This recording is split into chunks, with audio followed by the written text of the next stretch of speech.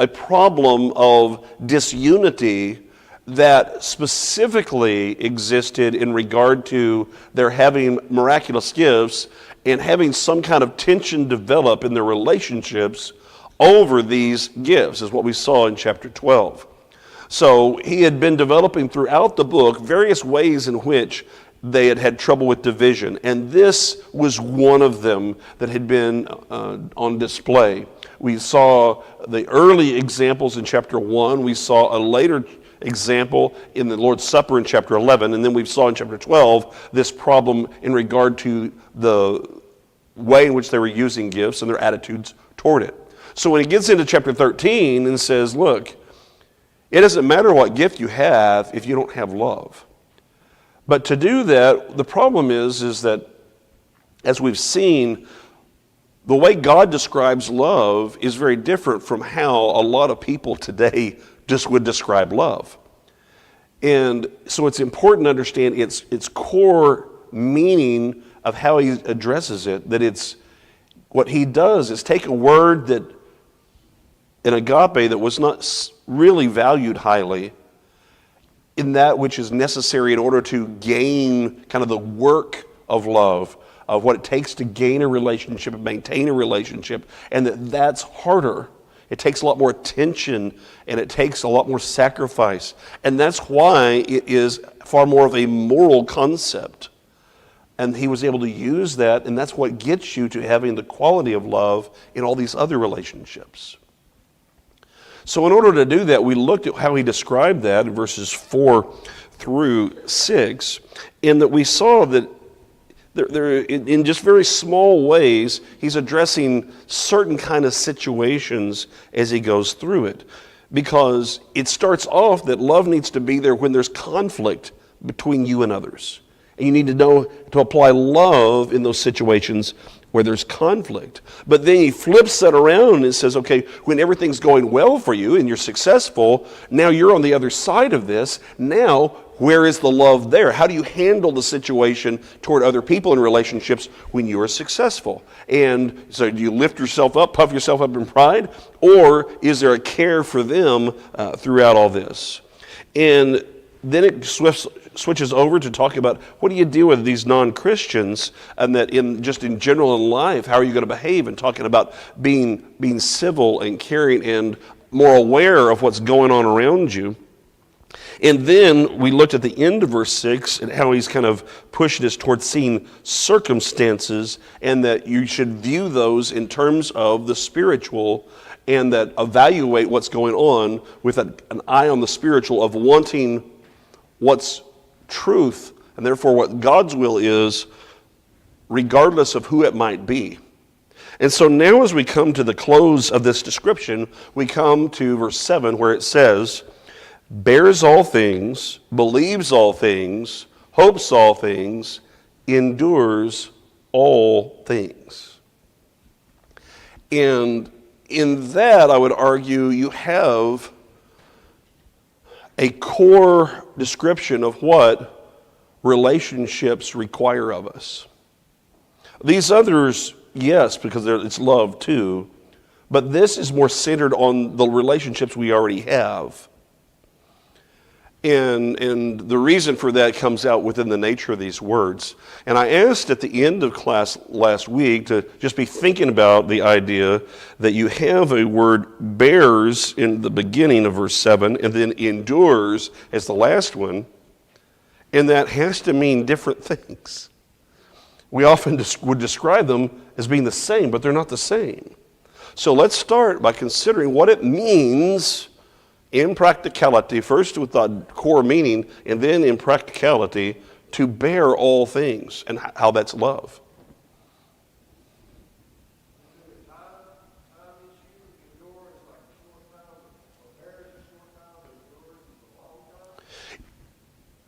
Not specifically, though I like where you're going with it, because there is a time element to the second one. And so what that means is this first word, which is stego, is far more related on the specific kind of the circumstances of it. Whereas the other does have an idea of endurance over time. So yes, you were onto something, Paco. Someone else?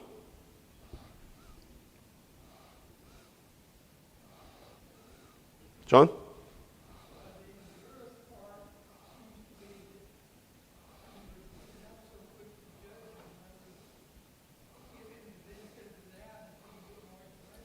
Well, that's going to come up with believeth.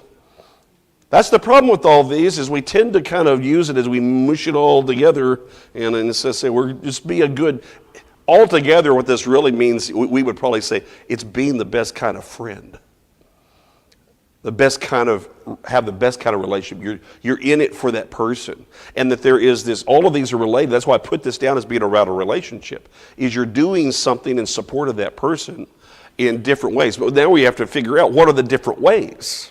So let's go, we'll talk about this first word when he talks about the whole idea of we're going to bear all things. I think that for me, the translation I would give to it would be forbear, and that might help a little bit. Because while it's not the same word as what maybe in the King James translated as forbear, it gives a better sense of it. And that is a determination that is beforehand. The determination that there are going to be certain things that are, maybe that can be a little hard to deal with someone.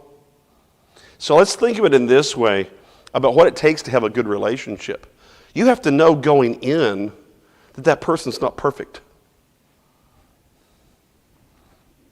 Right? All right? Okay, all you single people be quiet for a moment. We'll let the married people. Yeah, you have to go in understanding that's not the case. So what does that mean then?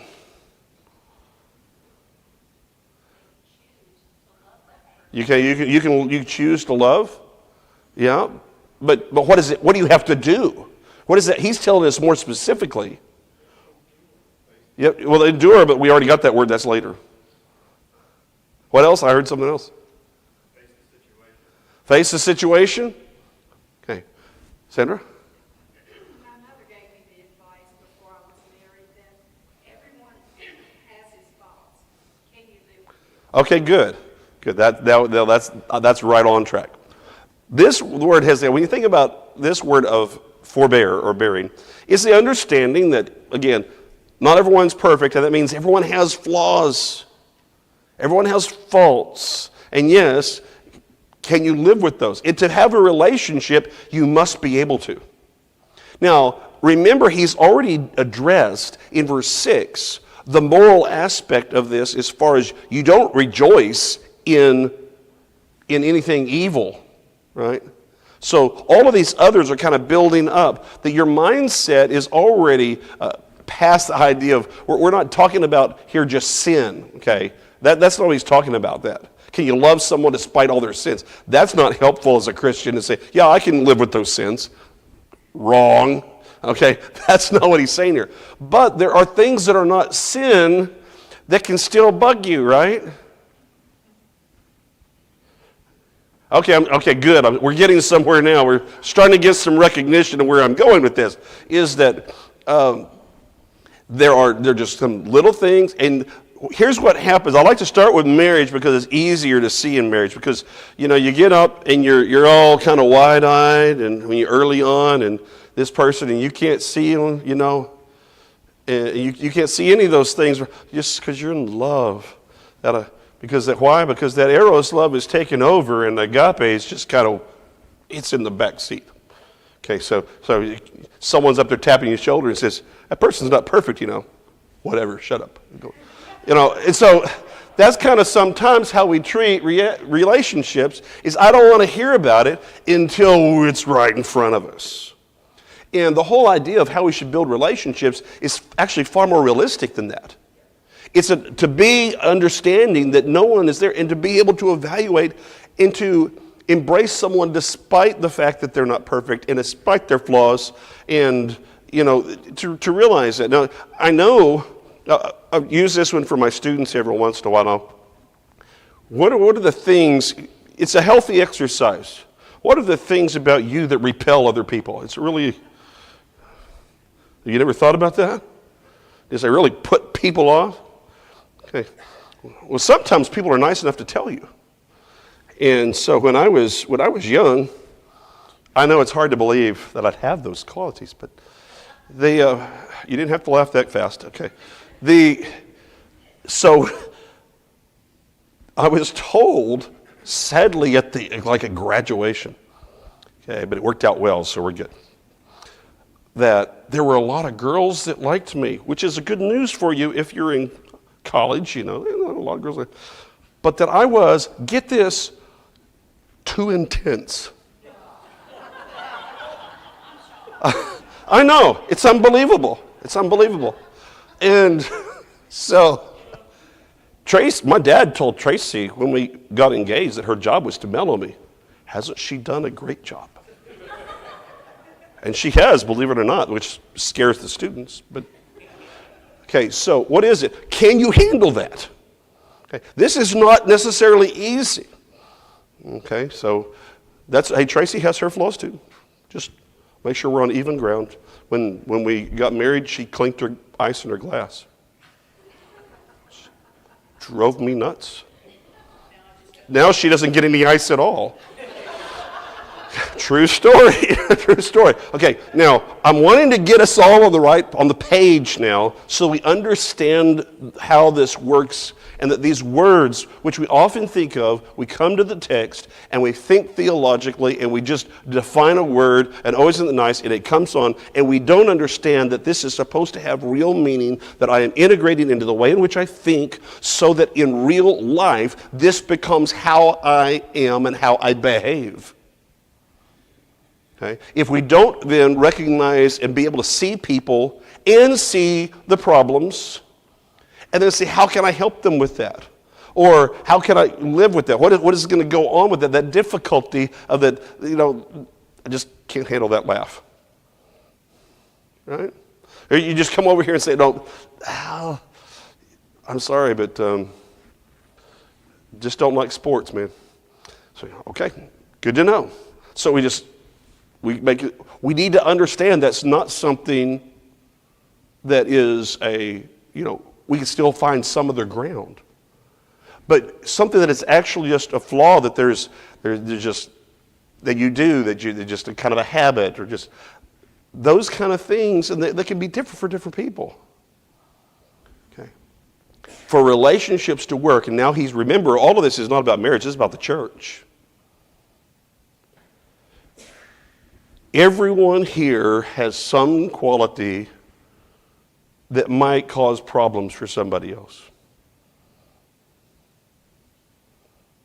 And that doesn't mean that you're doing something wrong. I'm just saying that that's harder for them to deal with. And you have those things that other people do that it just drives you up the wall. And Paul says we're going to have to learn to deal with those things because you don't get to vote people off the island in the church. So you've got to learn to live with them, and that's part of your growth. And it's not always about the other person changing. It's about my changing to where I need to understand that that's not as big a deal as what it feels to me, that I'm going based upon my personality or my preferences. He's looking over and saying, I don't like how this turned out, or that person's doing this, and they just think they're all that. Well, maybe they don't. Maybe that's you. You need to learn to forbear. And that is to recognize that there may be some traits that someone has that you're maybe putting too much emphasis on instead of realizing those things don't matter. Again, we're not talking about sin. We're talking about personality, background. There'd be some people, just someone from a different background that had a problem with that. It's more of a James conversation, but they just can't handle it. It's too different. Trying to have a conversation with someone from a totally different background can be painful to some people. And we need to get over that. That person doesn't have as much. Can there be more compassion in the relationship so that we can learn to get to know who that person is, not what that person carries with them? Understand the difference? All right. Now he moves on. He says, believes all things. Okay, now John was getting around toward this. Now, remember, there's a context, and this is a good time for Hermeneutics 101, interpretation. When he says believes all things, does he mean, is Paul encouraging you to become a conspiracy theorist? I mean, some of you probably already are, but that's not what Paul's encouraging. Okay? Believe all things is falling within a certain category that is modified by this context.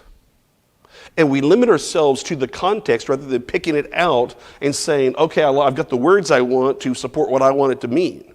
He is talking about love in the sense of how you interact with others, understand others, and have a relationship with others. So what is the other side? What is going to ruin a relationship that's the opposite of believing all things? Say it again. Doubting all things. How about this one? Being suspicious. What happens into a relationship when you got someone suspicious of the other? You can't go on, right? I think Elvis Presley taught us that. Suspicious minds, that's a problem. Okay. I looked at the crowd. Y'all are old enough. It's okay. Y'all know that song. So when you look at that, okay, I'll explain it later, Devin. I'm glad you know Elvis. So the idea of believe all things in is not about being gullible. All right? It's not about being gullible. That he'll believe anything. So we can eliminate these things. It's not. But what is it then? The word is, and believe as a word in the Bible is full with all sorts of connotations because it's the same word related to faith, right? But this is in the context of relationships. And therefore, the word that we could put in for faith here within relationships can still work somewhat. Trusting. That you trust people. And that, you see, you have to get to the positive. We have to eliminate what it can't be talking about. But what is it talking about? And now, this is not trusting someone against evidence. That there's all this evidence saying that they're lying and you just believe them no matter what. That's not being a good friend. That's not being a good Christian. But in a positive, remember he's talking about principles here. Generally speaking, for relationships to really work, they need to have a significant amount of trust in them, don't they? So you're ready to understand, you're taking that person for who they really are, even some negative kind of things that might bother you, and say, I'm just going to overlook those, okay, no big deal. Because they're not sin, they don't matter. But in this relationship, I know I can trust those people. And that means I need to be a person that is trustworthy. If I'm going to believe, then I also need to be someone who's believable. And in these relationships to work, the love believes. It's building that relationship up in such a way so that, because my motives are the right thing of trying to build a relationship, be right with that person, do the right thing. It's informed by all these other characteristics, but ultimately it's a way to, you can count on me. You can trust me. You can trust me with something you need to tell me. You can trust what I'm saying. Because that already indicates, though he doesn't specifically get to it, that truth in interaction is a key to good relationships, right? So you go the whole idea of the suspicious part. You can't trust somebody. That's the fastest way to erode something, right? I mean, it's just, you can't trust them. It doesn't matter. You know, whenever someone of any way in relationship, it's in marriage counseling, usually this comes up. But it takes I estimate, it takes 10 times as long and expand that out over a period of time when you have any kind of breach of trust. The closer the relationship, the longer this goes. You have a breach of trust. The person who does the wrong thinks that I'm sorry means everything goes back to normal. In reality, it takes establishing you got to start from scratch now to develop and show that you're trustworthy. Whether you're talking about that you're not a liar, well, we've already established that you are. Well, I'm not an adulterer. Well, we've already established that you are. And that doesn't flip and change everything. That has to be reestablished. And you have to be willing to become trustable and trustworthy again.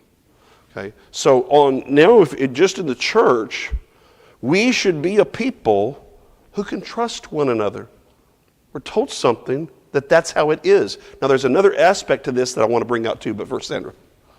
Amy said it really well to my son. He said, you break a trust, there's two parts. You have to work to regain my trust, and I have to find a way to believe. That's right. That's right. And that's why the accountability has to be worked into the whole process. No, that's exactly right. Two-way street. Okay, so if you're going to go back on this now, and we're going to go through, and we're dealing with how you overcome kind of those things to get over and get past, and now we're dealing with them on an interactive level of believing them that you can love believes, but it's open to that person to trust them. Okay, and think about the responsibility. I'm glad she went with the two-way street because we can build on that of how that works in a relationship. Is that when you come in as a Christian, you should be in an environment where people can trust you and you can trust them. The problem can get what happens when that trust breaks down. Because sometimes, withholding relevant information, that also breaks that cycle. That hurts. That is, how close are we? You know how many times that we get ourselves into trouble because we don't want to have to say, we'll come up and say, well, they're doing something and I just don't know how to approach them and say that. Or if you've been in that situation where someone's definitely done something wrong and they need someone to say something, but I just don't know that I'm the person. Have y'all been in that situation before? Yeah, I think all of us have. You know what is the telling fact of all this? We haven't built relationships that are close enough to do hard things. Doing the hard things is the test of how close our relationships are. If you can't have the hard conversations, if you can't deal with really difficult things, if you can't deal with conflict and instead everything is put off to the side, it means that love has not been developed sufficiently. There are consequences to not going through and really building this up in as many relationships as we can, and then looking toward every relationship in the church this way as that having that potential of closeness. And the failure to do that ends up creating, you think what he's doing now is this is proactive to get around the division. He's not content with just saying, don't be divided. This is sometimes how we approach things. Well, don't do that. Okay, well, that's fine. How? What got us here? We also need to positively develop traits that by their very nature keep us from going back into old habits. That's how Paul's worked through this whole book. Here's what you used to do. Now implement this. Get this in your life, and now that will help you overcome these problems. We often struggle, how do I get past that? Well, there's something you've got to develop positively too. Overcoming past problems, it's not just battling the sin, it's also battling yourself to grow beyond it where you can get past that, where that difficulty marker is for you. Okay? And so that's what he is doing here. You can figure that the way he operates. So here we go. We've got to endure, bear. This is that last one. But bear, forbear, trust, believe, which has the idea of being trustable too. But then he says, thirdly, hopes all things. Hopes all things. What is hope? Y'all people without hope, huh? You don't know what hope is. Say it again. Never giving up a little bit. Now, okay, wait, say it again. I heard it. It's an expectation. I'd say hope is positive expectation. And when you get in with true the nature of hope, especially biblically, but I want to then come back and apply it here, it's also reasonable expectation. When you get in the hope of eternal life is reasonable expectation for someone who understands what God did and that knows what you've done in response is the right thing. Hope is reasonable expectation. Heaven is not, yeah, that'd be nice. Nor is it, I can count on it because I don't know, because I want to. It is a direct line of thought from what God has done to what He requires of me. I have done this, reasonable expectation of what He promises. So now we take the idea then of that hope in others, and I have to hope. I hope all things. Well, how does that apply in a relationship? I hope all things. Yes, you see the best. This is, the core idea of this is optimism. But optimism with reason, with spiritual reason too. And let's understand this, again, core idea. Someone obeys the gospel. Okay? They come from maybe a rougher kind of, sketchy background. What happens? Do we say, yeah, well, we'll wait and see? Or are we actually hoping all things and therefore at that moment leaning in to make that real change happen for them? See, okay, so that's one way to apply this. It is a positive outlook on how you see people within a biblical framework. Remember, we've already moved past the idea. We're not talking about hoping, contrary to everything else in Scripture. It's also the attitude of you're hoping for someone's repentance, if that's the problem. You're hopeful. You know what's hard and why that matters? It is only being able to hope all things when someone has sinned against you that causes you to hope all things for that person.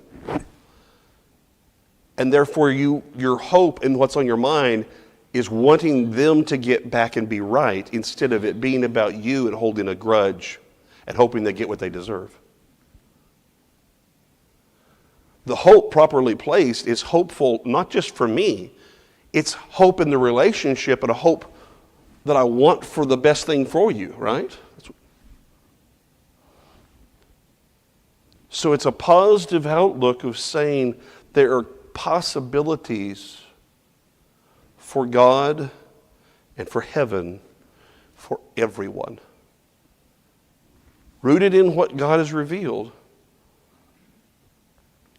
But going and seeing people in this way and rooting our relationships with that in mind. That while he has real closer, probably within the church relationships here, it still applies because he's still dealing with principle of that there is potential there. What's going to happen if everyone you come across, you've already got in your mind, you've designated them, and you've assigned them a grade without any sense of potential. Okay? Now, I have to go through, evaluate, and be tough on applications. and try to figure out, can this person handle this program?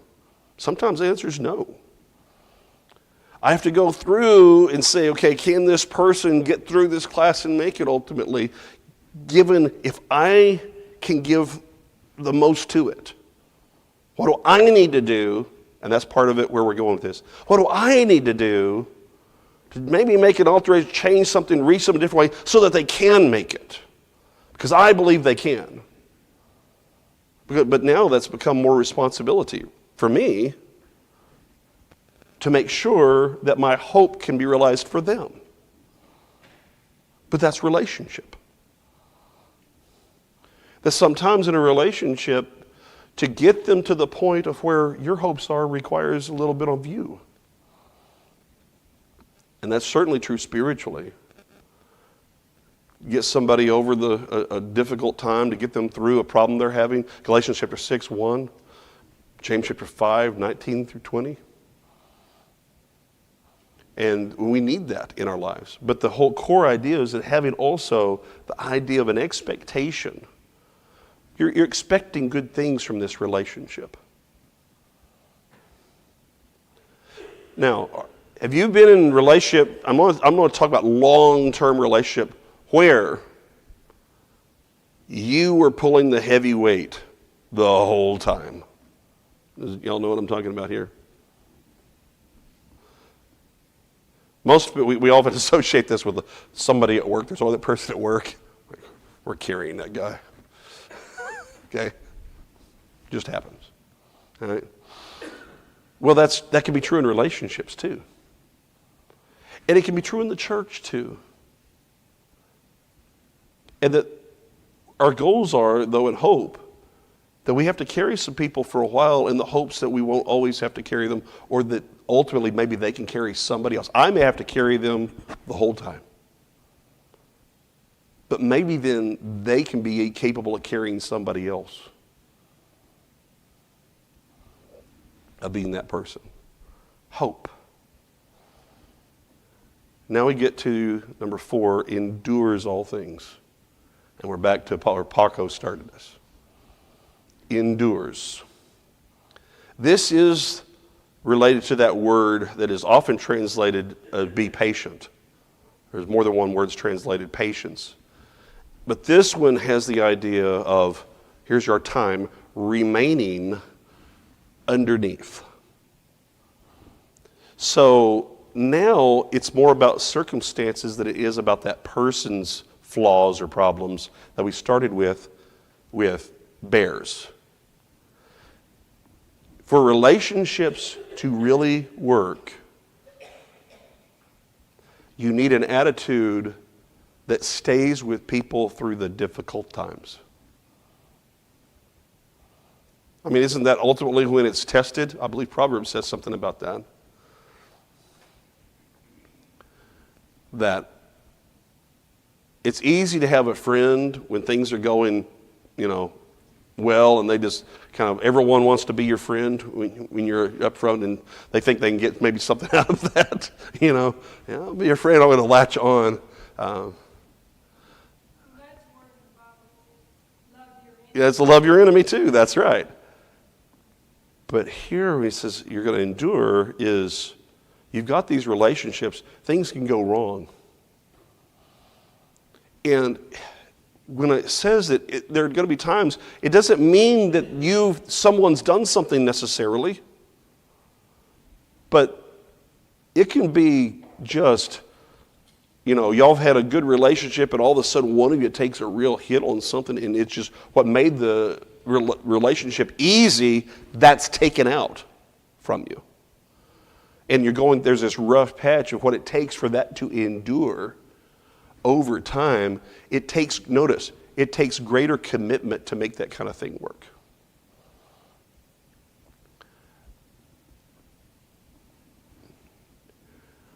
As a preacher, it is pretty often the case. You're going to be in multiple congregations over your lifetime.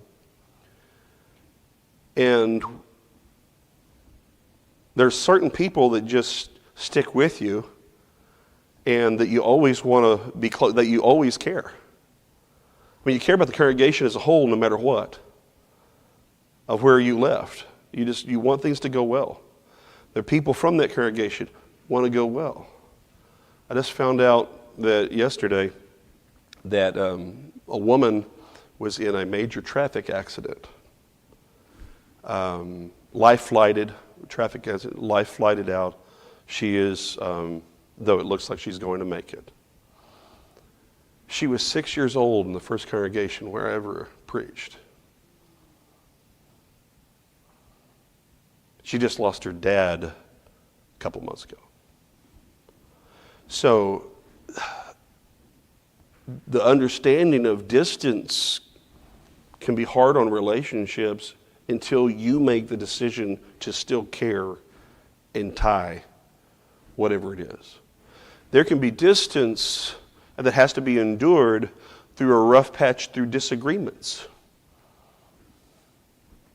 All right? Until we get this kind of worked out. Otherwise, any disagreement just means we're going to break apart. Church, we got a real problem with this. We don't know how to deal with disagreement. I think thinking through this as we've been talking is, none of these descriptors of love is isolated in and of itself. That's correct. And that the order is also important because you have to start off with being able to understand this person is not perfect. I need to bear that and understand that. And in doing that, I then believe them, give them the benefit of the doubt. And as that happens, I want the best for them and can endure all things. So That's right. very important. It is very, yes, the nature of progression that Paul uses and how he groups things really matter. When I tell the guys, one of the rules in exegesis is when you get to a list, we often just approach it as line items instead of understanding that we need to spend more time trying to figure out what are the ties, what are the groupings he's using, because that becomes another insight that'll help us learn. And this is one, so I'm glad you saw that, absolutely. That there needs to be, that he has built us up to the moment of, you don't get to enduring in a relationship if you haven't done the other work early. It'll break apart easily. Ron? When I kind of step back and I look at this too, I think about in the absence of love, Satan had an opportunity to give us a foothold Yes. on us. And I think Paul is part saying that, our happiness could be impacted immediately, not be offended or whatever the case may be. But I think we have to be careful as it doesn't get into my joy.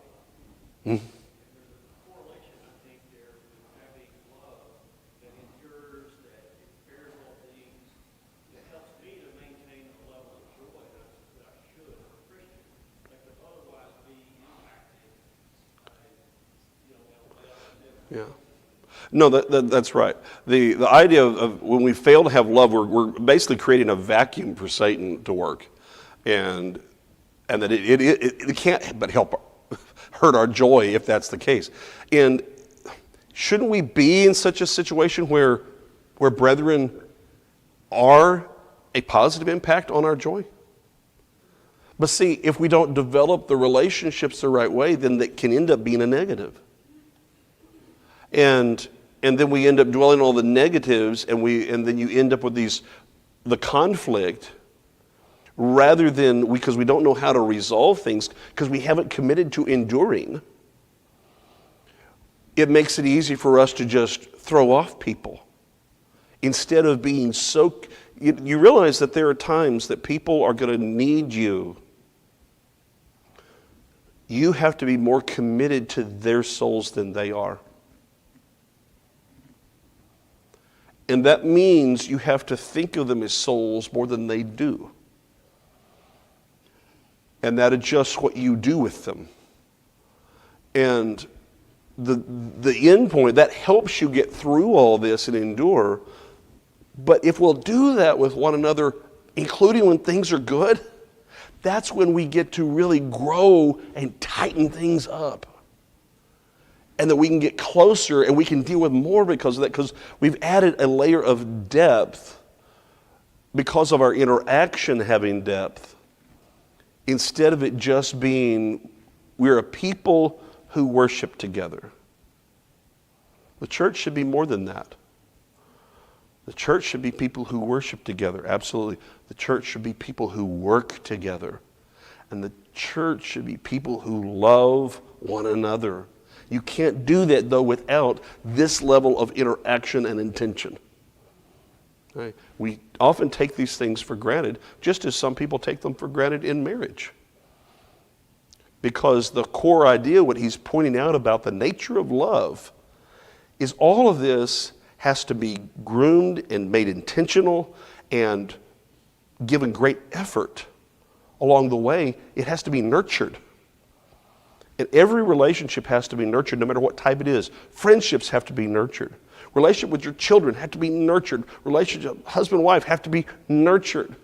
Okay? In a congregation, brethren and their relationships have to be nurtured. Okay? You just don't all of a sudden, we can be family by the fact of you're born again. But to act as family, you must learn to love again. And that requires far more effort on our part. We just kind of like, we just go along, because now I've got to take this effort and this energy, and I got to use it all up starting a new one, some new person. And that's a great thing, because that means we have somebody new in the body of Christ. All right, we will pick up and speed up next week.